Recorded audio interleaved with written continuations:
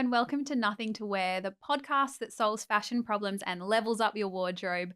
Long-time listeners of the podcast might remember me. I'm Tamara, Holland. I'm the contributing fashion editor here at Mamma Mia, and today I'm joined by the fabulous and so stylish Lucinda Pikkat. Hello, my friend. Hello, Tam. Our lovely host, Leigh Campbell, is actually away for the next couple of episodes, so Tam and I are taking over the pod.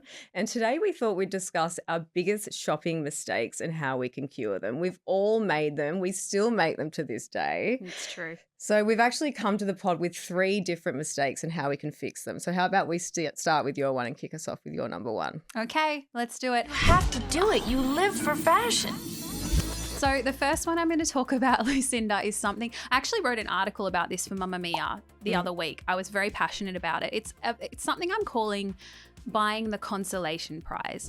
What I kind of want to flesh out the scenario for you a bit because it's a little bit hard to describe, but I think it's something we've all done, right? Mm-hmm. So picture this.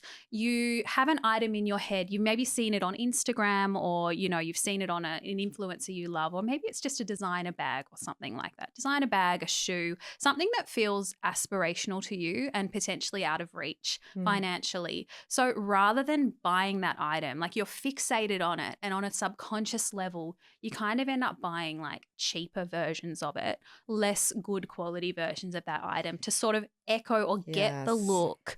But you're actually potentially better off in the long run. If you think about something like cost per wear on that item, you might have been better off buying the original in the first place rather than spending money on, you know, a subpar duplicate. Have you done this? I do this a lot. And it is those big ticket items that when you see at the price, you sort of gawk at it. So, for example, a trench or jeans, I do it with denim. Like instead of just buying the good pair of jeans, I might buy like a pair from Cotton On, which, they get you through maybe a season, but they're not going to have that longevity. Totally. And the same with trenches. I would always love like the Camilla and Mark, you know, 800, 900. It could even get That's into such the a good 1,000, example. Yeah. But I just can't bite and I end up getting something that's, you know, maybe $200. And cool. It just doesn't have that quality factor, does it? Exactly. And you can't keep it for a long time. And when I shared this, I actually did a reel about it on Instagram as well. I said, stop buying or don't buy the consolation prize.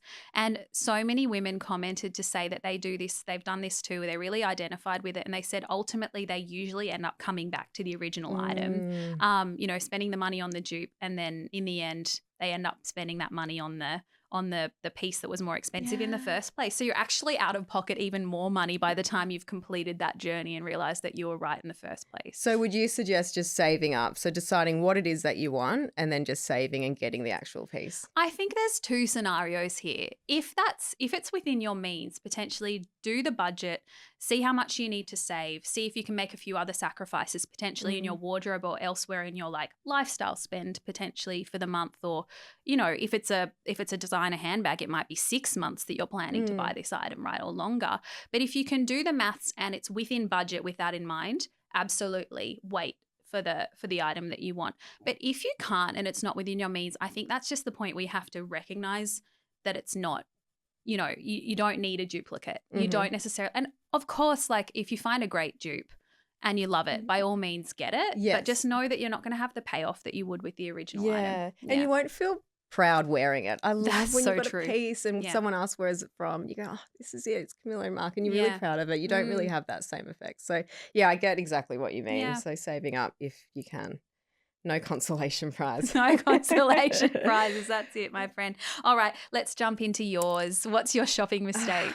My number one is, and I'm still here, I actually did it last night, it's late night shopping. So I was up with my 1-year-old. I was going to call her a newborn. She's not anymore. But she was just up and she's not well at the moment, and I was feeding her. And to stay awake, there I was scrolling online shopping. And the irony, I knew we were talking about it today, that I was doing it myself. So it's this late night shopping. It started for me when I was feeding my newborns. And to stay awake, the 3 a.m. feeds, you know, the 4 a.m., 5 a.m., I'm up scrolling and buying online. But that's what you do to get through it. I've been Yeah. here too. I've got a 2-year-old, but at the start, I remember like I bought things I don't even have, like the package arrived the next week and I don't even have any memory of ordering it because you're in this sleep deprived state. And you have to stay Yeah. awake. Yeah. And it might not So you be scroll your phone. mums. It could be just you're at home, you're exhausted from work and you're doom scrolling and shopping and you're just looking for that dopamine hit. Yeah. It's not like a healthy shopping Yes. experience. And maybe. like you said, you either end up with something that's really out of your style. I remember buying something and sending it to a friend and she goes, "What are you on?"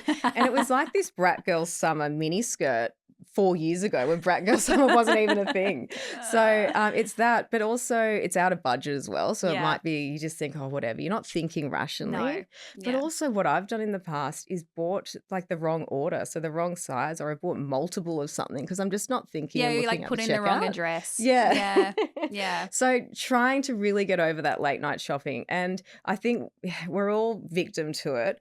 But what I'd say to get out of that is just be aware of it and sleep on it. I know it's easier said than done, but it's really not going anywhere. And don't fall for the marketing of, it's selling out fast or, getting quick or even the pre-orders. Just wait and hold until the next morning. Because sometimes I find that, like we were just saying about the style, it's not my style. And I wake up in the You morning need fresh going, eyes what on is it. this? Yeah. Yes, that's You could right. even, like, something I've done in the past is taken a screenshot and then return to that the next day. So I don't forget, like, I can see the item. I'm like, I can look at it with fresh eyes and I can consider if in the light of day, if it's something that I actually, is fulfilling a gap in my wardrobe or is something that I really have been coveting or feeling like I need, or it was just like a desperate middle of the night, hey, that'll do. That's a really good tip, Tam. I did that as well. Just screenshot everything, put it in an album called Want to Buy, and that's what I end up scrolling Love at that. night. See, I have it on Instagram as like, it just says shopping. Nice. And I just return to it sometimes and like to look at the things. And sometimes that's enough. Yeah. Just looking at the item rather than having That's the gratification exactly of buying right. it. Yeah. So late night shopping is my number one mistake. Okay. And I'm still trying to figure I'm out ways to guilty get as past well, it. my friend. We're in it together. What's your number 2, Tam? So this is a trap I've definitely fallen into many times. It's buying what I call like fantasy pieces. What I mean by that is like, and I think you and I are in the same boat, like when you really love fashion or you're just like a sucker for a beautiful cut or a beautiful piece, you kind of want to collect it just to own it, but you're not necessarily considering like the end use of that piece. You're just acquiring something. And like, we're not celebrity. Like, I mean, maybe you're a minor celebrity on Instagram. I don't know about that. Like bringing up the rear a little bit, my few thousand followers. But look, we're not celebrities. We don't have archives and other rooms, with specific humidity controlled air conditioning on our clothes. We're not all like Sarah Jessica Parker with, with an archive of clothes. But like sometimes I think of it that way and I'm like, oh, I just want to have it. But I'm not thinking about the lifestyle that I actually lead. And I think this is a big, like, I think you and I can relate on this because we're both like city girls who've gone like regional. We're regional girlies now. I live in the South Coast. You live, in the Southern Highlands. in the Southern similar. Highlands. So the lifestyle is very different to like I used to work in the city and I used to need blazers and heels and all these pieces that, were for my corporate life here.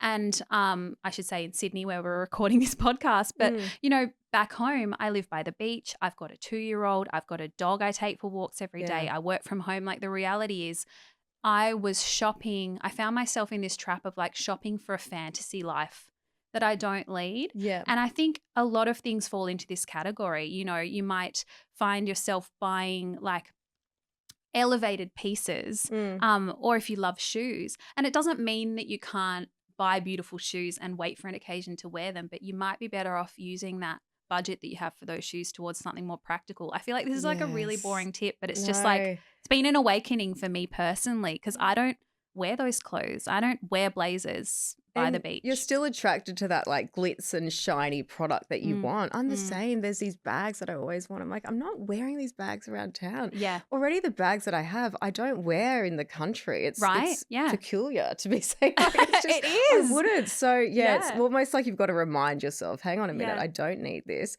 I also think I try and trick myself, oh, maybe I'll keep it for my daughters. They'll love it. It's like, Oh, that's a really? good one. That's a good excuse. I have a daughter too. I could use that. Yeah. So, no, I absolutely understand that one. And my second actually follows on from the fantasy shop. It's the fantasy bod.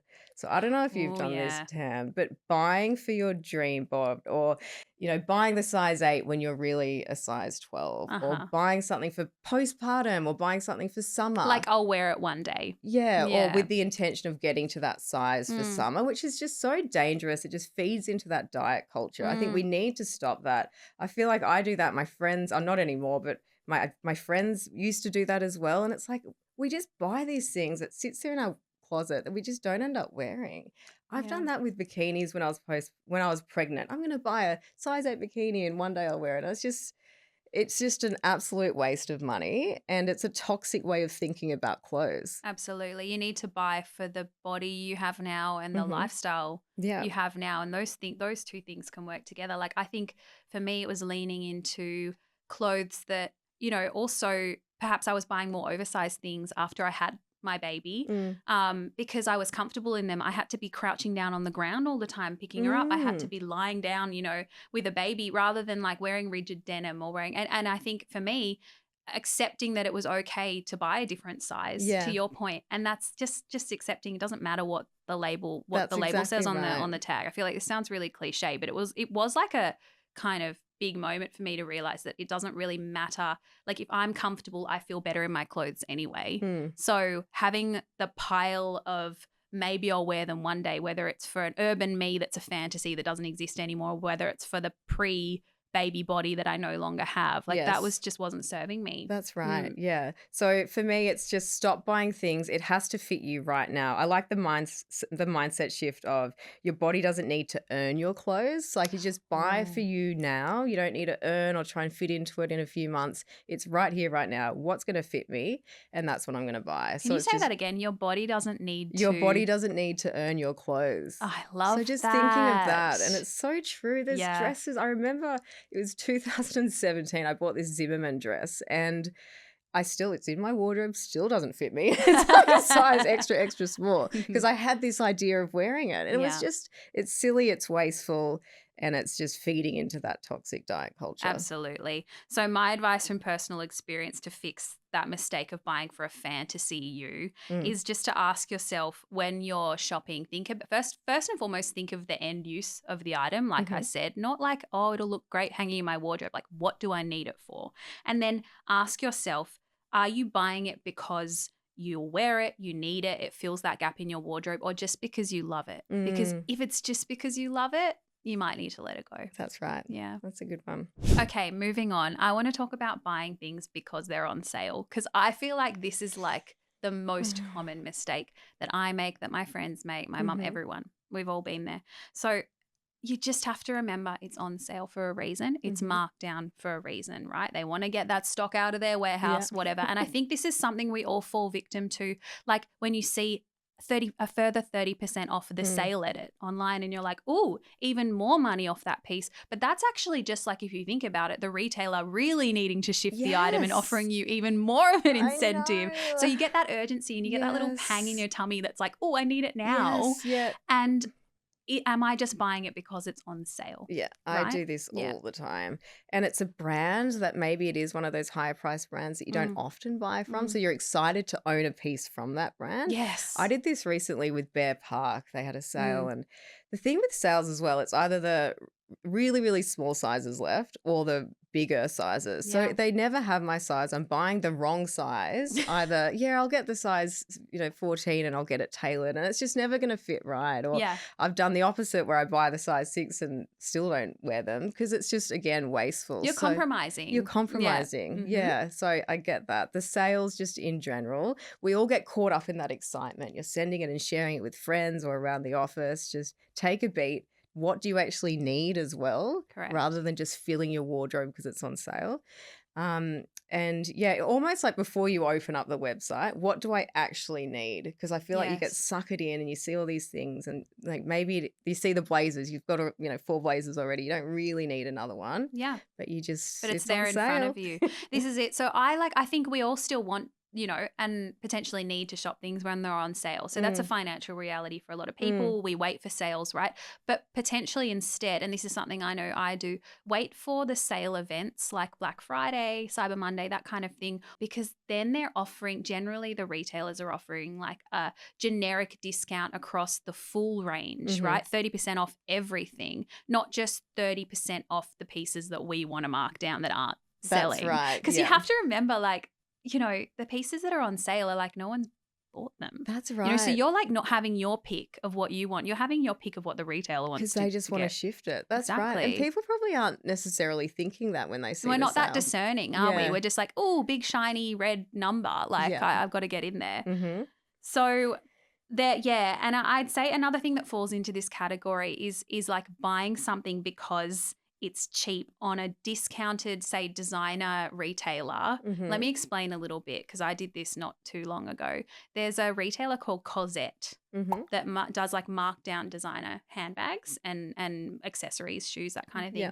And I ended up buying myself a Gucci handbag because it was like, I can't remember the exact numbers, but I think it was like $1,500 instead of $2,000. And I was like, oh, I'm saving $500.